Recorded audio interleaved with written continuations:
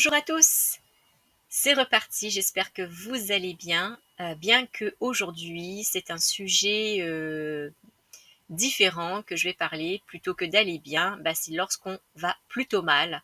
C'est le sujet donc de l'épuisement. Je vais évoquer 2 situations différentes, bien que le principe, et le mécanisme de conscience restent le même. Il s'agit, par exemple, de l'épuisement qu'on peut avoir, dans une entreprise parce que rien ne va, parce qu'un salaire ne va pas depuis X temps, parce que, il y a, on ne un employeur peut ne pas écouter son employé, on n'est pas écouté et cetera.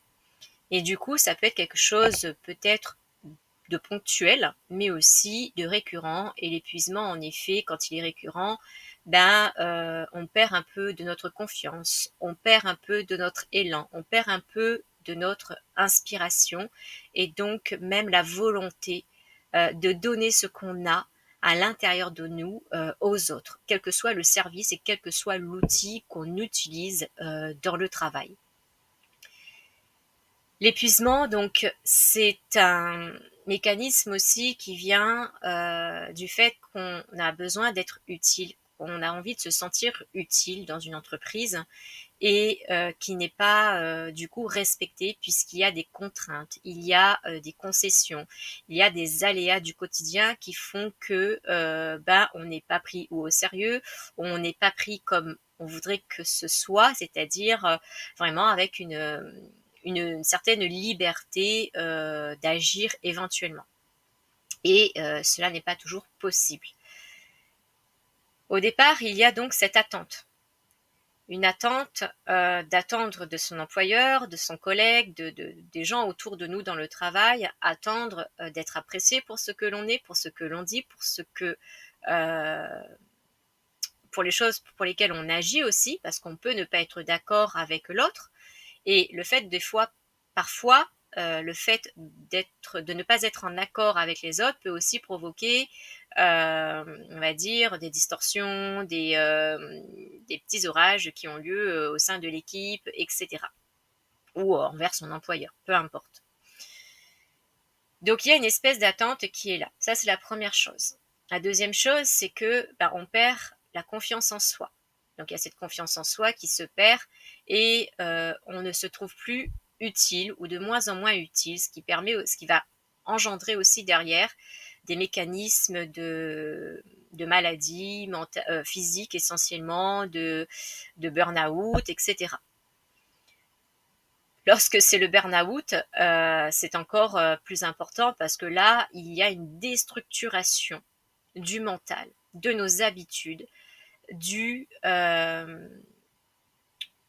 fait que nous avons été pris au piège, comme je l'avais déjà dit dans d'autres vidéos, par des habitudes, par le fait qu'on a été éduqué d'une telle manière. Il faut être poli, il faut être comme ça, il faut comme ci, il faut être droit, il faut. Il y a beaucoup d'obligations qui sont présentes.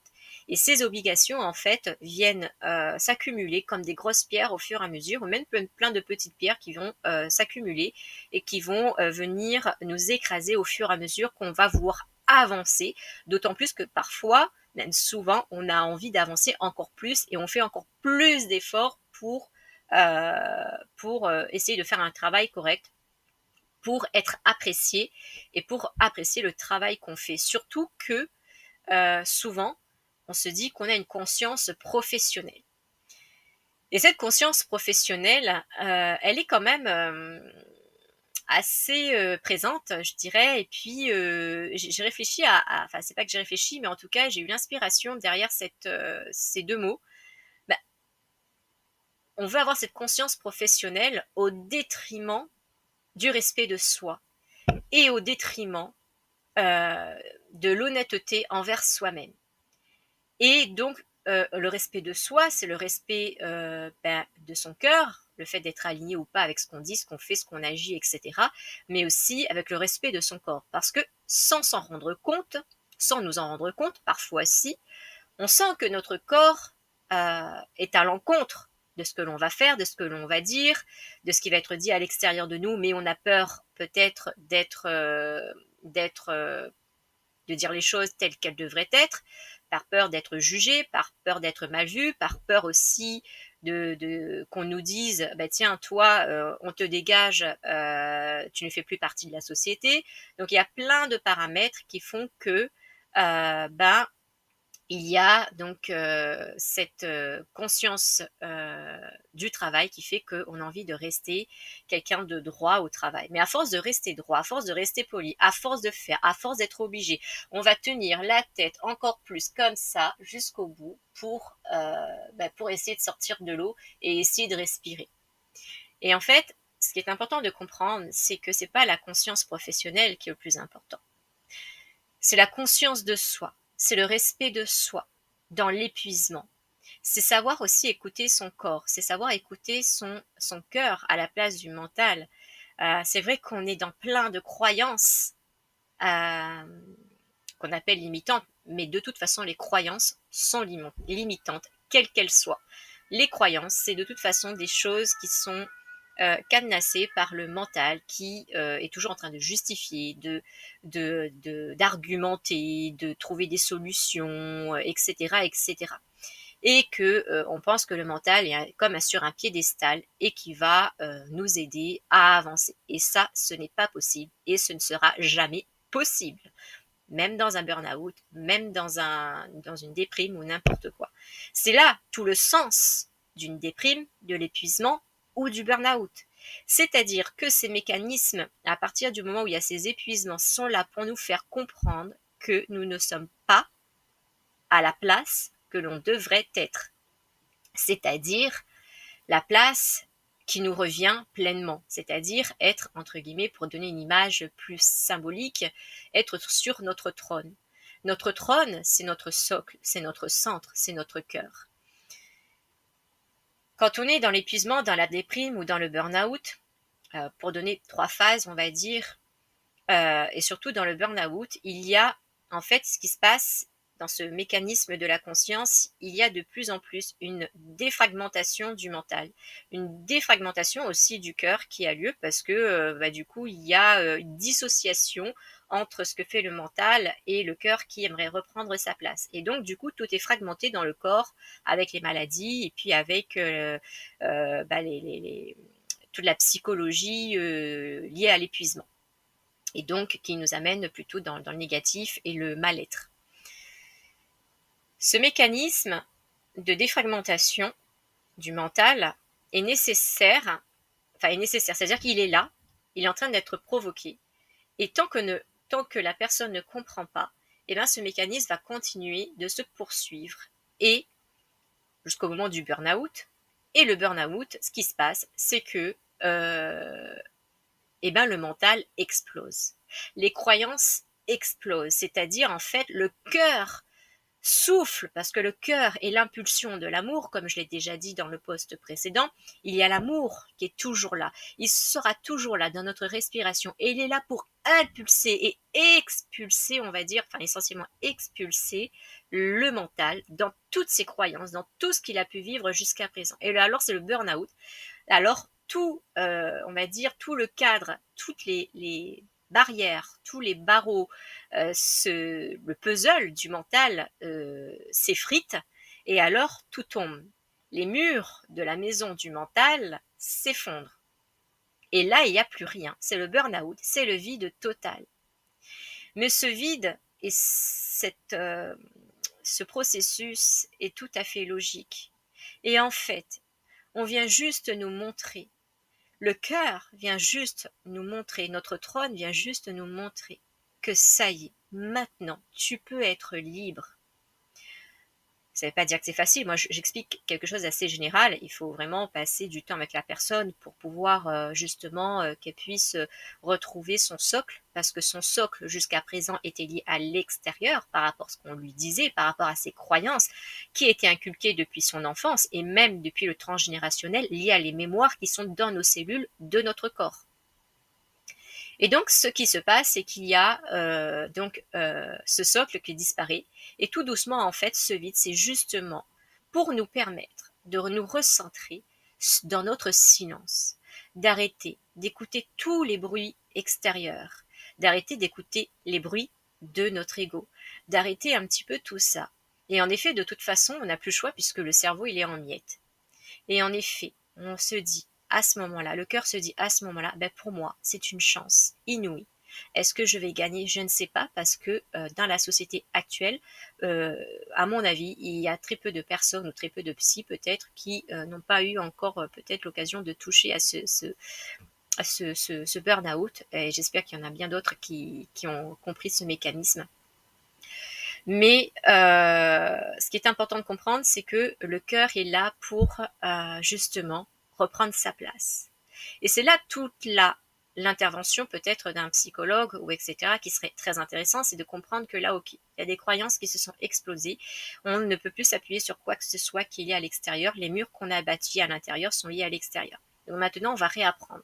On va réapprendre là, qu'est-ce que tu aimes, on va réapprendre à s'aimer soi-même. Comment on apprend à s'aimer, qu'est-ce que tu aimes chez toi, qu'est-ce qu'on veut, qu'est-ce qui est intéressant, etc. Enfin, il pourrait y avoir tout un tas de méthodes, en tout cas, qui pourraient être mis en mouvement et mis en place pour aider les personnes en burn-out.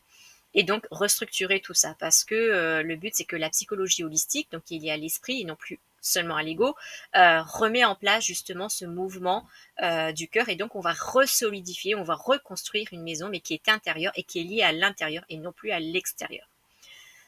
Enfin, on pourrait parler du burn-out longuement, mais c'est pas, voilà, c'était un petit sujet comme ça entre deux, qui est quand même très important.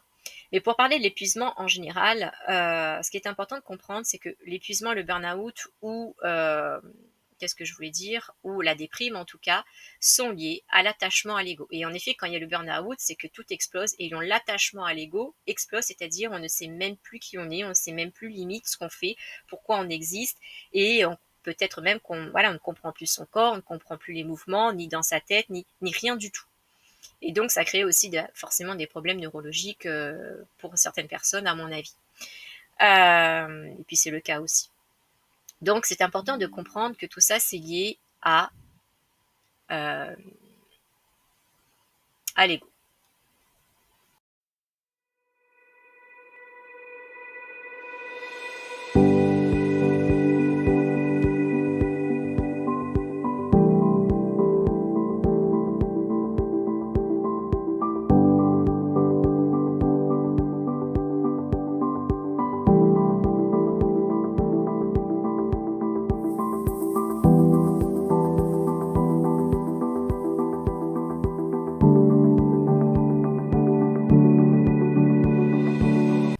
Donc, c'est lié à l'ego. Et forcément, bah, derrière, bah, le but, c'est d'apprendre à se détacher. Et le burn-out est là aussi, c'est pour apprendre à se détacher de son ego et retrouver bah, en fait sa liberté d'être, le respect de soi-même. Et donc apprendre à être honnête avec soi-même surtout.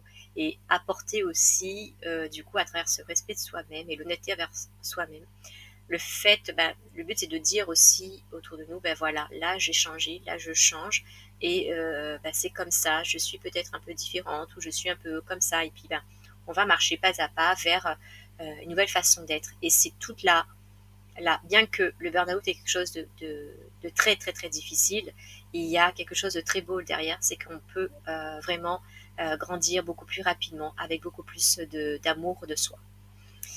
Euh, et bien que ce soit un parcours aussi d'accompagnement qui peut être plus ou moins long en fonction des personnes. Et dans tous les cas, l'épuisement euh, peut être aussi dû à des chahutages entre des personnes au sein d'une même entreprise. Et ça va créer des discordes, et ça va créer des colères, et ça va créer des tristesses.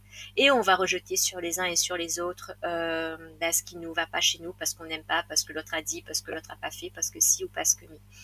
Et du coup, il y a un ras-le-bol, il y a un épuisement aussi, parce que peut-être un employeur ne va pas écouter ses salariés concernant son salaire, concernant le travail, parce qu'il manque du personnel, parce qu'il manque ci, parce qu'il manque ça, parce qu'il faut du budget, parce que si et parce que non. Ça, c'est une chose. Je vais partir sur un autre sujet concernant les adolescents. Et puis après, je vais faire quelque chose de global pour vous expliquer un petit peu tout ce processus. Chez les adolescents aussi, on peut s'apercevoir qu'il y a un grand épuisement, c'est-à-dire un épuisement lié à la scolarité, à l'obligation de la scolarité, à toutes les obligations qu'un adolescent peut vivre. D'ailleurs, même quand on est adulte dans une entreprise ou même quel que soit le milieu d'ailleurs, on peut se rendre compte, on peut revenir vers l'adolescent et se dire voilà ce qui se passe chez l'adolescent aujourd'hui. En effet, il y a de plus en plus de suicides et de plus en plus d'incompréhension de la part d'un adolescent, du fait que il est complètement démuni, qu'il ne trouve pas son socle et en fait il est en pleine crise, entre guillemets, une espèce de burn-out aussi quelque part, de déprime, parce que, et c'est de plus en plus tôt, c'est de plus en plus flagrant, c'est de plus en plus, enfin on le voit de plus en plus, et ça c'est normal aussi, parce que nous sommes dans une société qui est en train de décliner, quel que ce soit dans une société, on va dire que ce soit dans notre environnement proche, que ce soit dans la société globale, en France, dans l'humanité, etc. Et de toute façon, la société telle qu'elle est aujourd'hui, elle est en train de s'effondrer alors qu'on s'accroche encore à elle, quel que soit le niveau. C'est-à-dire nous en tant que parents, nous en tant que salariés, employés, tout ce que vous voulez, mais aussi en tant qu'adolescents. Adolescents qui est encore plus perdu parce qu'il s'appuie encore sur des adultes puisqu'il est encore mineur, etc. Et donc, il va essayer de s'accrocher à quelque chose, forcément peut-être à une copine, à des amis, à un amoureux, une amoureuse, etc. Et de moins en moins peut-être avec leurs parents, puisque c'est la discorde aussi avec les parents qui ne comprennent pas. Et en effet, nous, en tant que parents, on a nos propres mémoires liées à notre ancienne adolescence et donc liées au schéma de la société qui est en train de s'effondrer. Oui, qui est en train de s'effondrer puisque nous sommes en pleine transition d'un cycle de vie en tout cas, qui fait que nous sommes en route pour autre chose. Mais tant que nous restons accrochés à cet ancien système, nous donnons des obligations, une autorité ou quelque chose comme ça, qui va être lié aussi à des croyances. Alors que l'adolescent d'aujourd'hui, même s'il ne sait pas, même si c'est inconscient, au fond de lui, parce qu'il n'arrive pas à l'expliquer. C'est normal. Déjà, nous, en tant qu'adultes, il est difficile d'expliquer les émotions, de comprendre les mécanismes de la conscience en nous, etc. Donc, pour un ado, c'est encore plus difficile. Surtout que lui, il finit, entre guillemets, où il est encore dans pleine construction et ébullition de son ego, qui est en train de se forger, qui est en train de se manifester, qui est en train de s'affirmer, etc. Parce qu'il est en train de devenir, cet ado, quelqu'un qui va être adulte à un moment donné. Et donc, il a besoin d'être lui, et il ne peut pas être lui. Il ne peut pas parce qu'il y a toujours tu ne peux pas, et puis à l'école c'est comme ça, et puis à la maison c'est comme ça, et puis là-bas c'est comme ça. Et du coup, ça fait beaucoup d'obligations et beaucoup, beaucoup d'épuisements qui font que les épuisements à droite, à gauche vont l'anéantir. Et cet anéantissement, que ce soit aussi lié à l'école, aux parents ou même à un amoureux, des copines, etc., ça va en fait, qu'est-ce qui se passe, que ce soit dans une entreprise ou que ce soit l'adolescent par rapport à ses relations, il va y avoir forcément un manque de confiance en soi, parce qu'on se sent rejeté, quelle que soit la situation. La personne va se sentir rejetée, l'adolescent va se sentir rejeté, il va se sentir démuni, il va se sentir ne pas être aimé. Et oui, parce que plus on va le rejeter, plus on va rejeter la personne, plus il va essayer de parler. Et même si un enfant est en colère, il va essayer de parler, mais qu'est-ce qu'il parle derrière? C'est un cri d'alerte, c'est un au secours, j'ai envie de sortir de là. Et même si on a l'impression qu'un adolescent vit dans un environnement assez sain, ou même sain, en fait un ado, à l'intérieur de lui, qu'est-ce qui se passe? Ou même un employé, ou une collègue, ou un ami, qu'est-ce qu'on fait? Qu'est-ce qu'on ne fait pas en fait? C'est que c'est vrai, on n'écoute pas assez. Je ne dis pas d'écouter les bruits de l'ego. Je dis écouter. C'est-à-dire un adolescent, est-ce que on a tendance en tant que parent à exiger, à obtenir de lui ce que l'on veut? Et puis parce qu'on a envie d'être aimé, parce qu'on a envie que cet enfant nous aime. Mais en fait, ce qu'on est en train de faire, c'est qu'on est en train de faire tout l'inverse. C'est-à-dire qu'on est en train de séparer cette relation et d'éloigner cette relation. Un adolescent, ce qu'il a envie, et quelle que soit la personne, adulte ou ado, d'être écouté. Maman, papa, je n'ai pas envie que vous me donniez une leçon.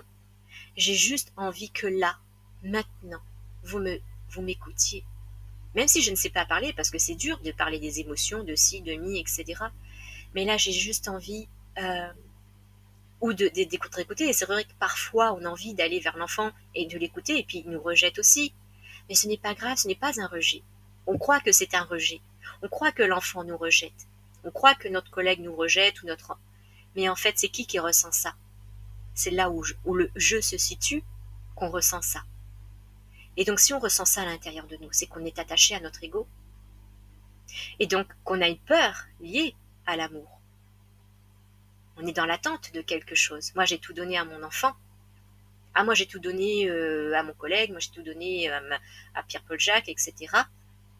Ben... Et pourquoi il ne me le rend pas? Pourquoi cet ado ne me le rend pas? Pourquoi telle personne ne me le rend pas? Il n'a pas à me le rendre. J'ai tout l'amour à l'intérieur de moi. En tant que parent, on peut apprendre ça. Ça ne veut pas dire que c'est facile, puisque c'est des mécanismes de conscience qu'il est important d'attraper quelque part pour l'intégrer à l'intérieur de nous et pour qu'on soit de plus en plus libre de nos barrières mentales.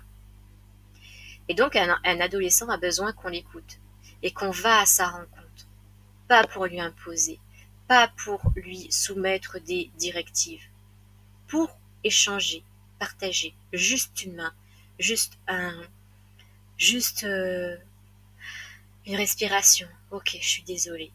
Juste pardon. Juste, peu importe, il peut y avoir diverses façons de faire. Et ça, c'est hyper important, quelle que soit la relation, quel que soit l'adolescent ou quelqu'un dans une entreprise ou dans une famille, etc. L'épuisement, c'est quelque chose qui vient nous entasser, qui vient nous alourdir et qui nous maintient vers le bas. Et dites-vous bien que c'est très difficile pour un ado de se sentir si mal. Et pour expliquer tout ça, par rapport à une situation d'un employé ou d'un adolescent, quelle que soit la situation, on est dans une vague, on va dire, de conscience et donc d'évolution de la société, donc d'évolution de la conscience individuelle, qui fait que dans nos mémoires actuelles, à l'intérieur de nous, par rapport à ce qu'on vit, par rapport à nos croyances, mais aussi par rapport au transgénérationnel, et je vais parler aussi des vies antérieures très rapidement, enfin brièvement, hein, je ne parle que de ça, je ne parle que de ça, comment dire, voilà, sans aller trop loin, que en fait ce qui se passe, c'est que on a fini avec cette société qui était dans un schéma. Et en fait, ce qu'on est en train de faire, c'est qu'on, nous individuellement, on est en train de s'attacher à notre ego. S'attacher à notre ego, c'est aussi s'attacher à notre passé, parce qu'on s'attache à nos mémoires. Ah oui, parce qu'il n'y a que des mémoires. Les mémoires, elles sont là. Donc on s'attache qu'à nos mémoires, liées à notre ego. Et donc nos mémoires sont liées à notre passé. Et donc, ce passé, qui sont des souvenirs, sont stockés dans notre mémoire qui est présente. Et donc forcément, à chaque instant présent, on est en train de piocher dans des souvenirs de croyances limitantes pour affirmer quelque chose dans le présent qui est toujours en mouvement. Et donc parce qu'on évolue à chaque instant. Et donc le fait d'évoluer à chaque instant, ben nous, on reste accroché à ce qui est figé derrière, parce qu'on veut rester figé. On veut rester dans un cadre, on veut rester comme ça, on veut que la société soit comme ça, on voudrait que la famille reste comme ça, on voudrait que aller comment dire, dans le cadre scolaire, que ce soit toujours comme ça, que ce soit toujours appris comme ça, que c'était comme ça avant et que ce soit encore comme ça aujourd'hui. Ce n'est pas possible. Stop. On est en train d'évoluer, la société est en train d'évoluer, la façon d'agir, la façon de gouverner, la façon de mener des actions, etc. Tout est en train de changer à chaque instant et on est en train de s'accrocher encore à tout ça. Et c'est vrai que pour nos adolescents, c'est vrai que c'est plus difficile parce que eux, en fait, ils vont nous montrer à quel point nous devons changer. Enfin, il est important pour nous, pas nous devons, mais il est important pour nous de changer notre façon de voir le monde, qui n'est pas lié au passé, mais qui est lié dans le présent ici maintenant, dans la manière dont ça se construit actuellement. Et même pour eux. Et pour nous d'ailleurs, parce que ça nous permettra justement à chacun de trouver un sens différent. Et c'est là toute la difficulté, on va dire, que ce soit lié à une entreprise, parce qu'on s'accroche encore à un mécanisme, à un schéma de fonctionnement qui est lié à un ancien système, alors que tout est fait pour être changé. Et tant qu'on ne veut pas changer, eh ben on est malheureux et on souffre. Alors pour un ado, c'est difficile, plus difficile de comprendre tous ces mécanismes. Déjà que ce n'est pas facile pour un adulte. En fait, c'est vrai que, bon, il y a beaucoup de choses à dire sur tout ça, comme à chaque fois, parce qu'on pourrait même intervenir et faire des discussions en simultané avec en chat, etc. Mais pour l'instant, en tout cas, c'est comme ça que je vous apporte des éléments. Et à quel point, quand on est épuisé, ben en fait, c'est le seul moment où on peut revenir à soi et être dans le silence, apprendre à s'écouter, apprendre à écouter ce qui se passe en soi, et pas toujours à essayer d'avoir des solutions, des machins, mais justement au contraire à lâcher prise. Lâcher prise ne veut pas dire ne rien faire, mais justement apprendre à s'écouter et euh, à ne plus être dans la résistance liée à l'ego. Le lâcher prise, c'est justement je lâche prise sur l'attachement à mon ego. C'est juste ça. Et donc je me laisse guider par ce centre, par ce trône, par ce que vous voulez, cette lumière qui est autour de vous, qui est autour de vous et qui est dans toutes nos cellules. Et ainsi, après l'épuisement, nos cellules, en fait, nos mémoires retrouvent leur propre lumière, retrouvent leur propre respiration de liberté. Et donc, par rapport à l'adolescent, en tout cas, qui est un point crucial dans cette société, parce que, l'air de rien, ils sont l'avenir. Et ils sont l'avenir, et ils nous permettent, grâce à ces difficultés de relationnel entre parents, de nous détacher de nous en tant que parents, avec nos anciens schémas, et donc avec nos croyances limitantes, bien que nos croyances sont toujours limitantes. Ils sont là pour nous montrer aussi qu'on peut grandir et apprendre à aimer différemment. Non plus avec notre ego, parce qu'on veut absolument que notre enfant aime, et puis du coup on le rejette parce qu'on est en colère contre lui. Et la colère qu'on envoie est une manière de le rejeter. Mais c'est aussi une manière intérieure et une façon inconsciente de vouloir être aimé, de vouloir... il y a toujours ce langage, être aimé et aimer. On a tout en soi pour être aimé, et quand on se détache de l'amour de son enfant qui commence à s'éloigner et qui commence à voir d'autres horizons, à voir qu'il existe d'autres amours en dehors de ceux de ses parents, et que les parents ne sont plus le centre de son monde. Et c'est ce qui fait toute la difficulté d'un parent lorsque son enfant se détache. Mais ça ne veut pas dire qu'il n'aime pas ses parents. Ça veut dire qu'il a besoin d'aller à la rencontre du monde. Et aller à la rencontre du monde, c'est aller à la rencontre de soi, à l'intérieur de lui-même, pour apprendre qui il est, pour apprendre qu'il est avec d'autres personnes, dans d'autres relations, grandir, apprendre à s'exprimer. Et forcément, et comme il y a tout un remue-ménage lié à la construction de l'ego à l'intérieur de lui, ben du coup, il est perdu. Et ça, on a beaucoup de difficultés, on n'a pas su encore régler cette affaire, parce qu'on n'a pas encore compris les mécanismes liés à l'attachement de notre ego. Et c'est toute la grande difficulté, parce qu'il y a une croyance énorme autour de la parentalité. Et la manière dont on gère tout ce qu'on gère, en tout cas, avec nos enfants. Et c'est vrai que même moi, c'est pas toujours évident, mais je trouve que c'est hyper riche d'apprendre dans le quotidien qu'on peut avoir un autre regard, qu'on peut écouter autrement. Et parce que peut-être vous aussi, quand vous étiez adolescent, est-ce que vous aviez des parents qui étaient là pour vous écouter? Est-ce que vous étiez dans votre coin, dans votre chambre, tout seul, en train d'essayer d'expliquer, je sais pas, d'écrire, ou je ne sais pas, chacun fait à sa manière, mais en fait, une chose qu'il ne faut jamais oublier, et ce que je me rappelle moi quand j'étais adolescente, c'était que je me suis toujours dit, Émilie, une chose, quand tu seras maman, n'oublie jamais la période que tu as vécue. N'oublie jamais que là, cette période, elle est très difficile, et qu'un parent, qu'un adulte, ne peut pas comprendre parce qu'il aura oublié. Mais toi, s'il te plaît, n'oublie pas. Et ma fille et mes filles, du moins la grande, mais quelle que soit la personne, bah, j'apprends à ne pas oublier. Et je n'ai pas oublié. Donc j'apprends aussi à être une maman et comprendre l'adolescent. C'est-à-dire aller à sa rencontre. Aller à sa rencontre dans son intimité. Ça ne veut pas dire qu'elle va s'ouvrir ou qu'un adolescent va s'ouvrir à soi, mais en tout cas, essayer d'apporter une relation différente et essayer pas à pas, faire des petits pas pour apporter cette relation plus paisible en tout cas. Et ça ne veut pas dire qu'elle est paisible tout le temps, mais en tout cas, ça permet de retrouver un sens, autant pour l'adolescent que pour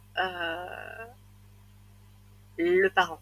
C'est-à-dire retrouver juste une espèce une plénitude qui ne sera jamais sur un long fleuve tranquille, mais on va dire quelque chose qui à chaque fois va pouvoir se remettre en mouvement dans une espèce de fluidité. Parce que le parent aura permis cela. C'est à nous, en tant que parents, d'aller vers l'enfant. C'est pas à l'enfant de venir vers nous. Ça ne veut pas dire qu'il ne faut pas qu'il fasse d'efforts, c'est pas ça que je veux dire, mais en tout cas, nous sommes responsables de notre attitude. Et pour apprendre à l'enfant à être responsable de son attitude, c'est à nous, parents, à apprendre à être responsable de notre attitude, derrière notre tristesse, derrière notre colère et le fait de le rejeter ou le fait de balancer des choses, etc., etc. Et dans tout ce qu'on peut voir autour de nous, il y a voilà, il y a les adolescents, les enfants, ou même nos relations, quelle que soit la relation, en tout cas, et même au sein d'une entreprise, quand il y a du rejet, quand il y a une sorte d'abandon, que ce soit l'abandon qui est lié à un enfant. Parce que l'abandon aussi, c'est que quand même dans une entreprise, on se sent abandonné par un collègue, on se sent abandonné par un employeur qui ne nous écoute pas, on se sent abandonné par un enfant qui se sent abandonné par rapport à un parent ou par rapport à des copines, ou par rapport à tout un tas de choses qui se sont accumulées pendant des années. Donc voilà, il y a plein de sujets en tout cas. L'abandon peut être un sujet d'une prochaine fois, le burn-out peut être un vrai sujet d'une prochaine fois. Mais en tout cas, voilà un petit peu voilà, ce qui m'inspirait comme ça, ce qui me venait un petit peu comme ça autour de l'épuisement, de la déprime, etc. C'était un peu long cette fois-ci, mais bon voilà, j'espère que ça vous a apporté quelques éléments en tout cas pour pouvoir avancer. En tout cas, je vous dis à la prochaine fois.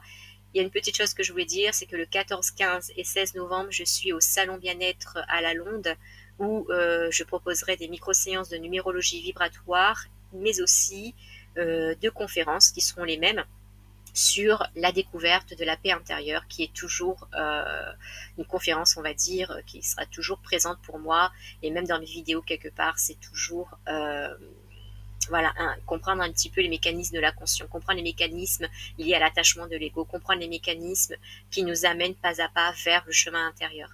Donc, c'est tout ça voilà, en tout cas, ces conférences vont permettre aussi voilà, de faire grandir chacun et comprendre un petit peu voilà, tout ce qui se passe dans la conscience. Et puis moi-même, je grandis à force de faire des vidéos, des choses comme ça. Merci à vous de m'avoir écouté et puis je vous dis à la prochaine fois. Au revoir.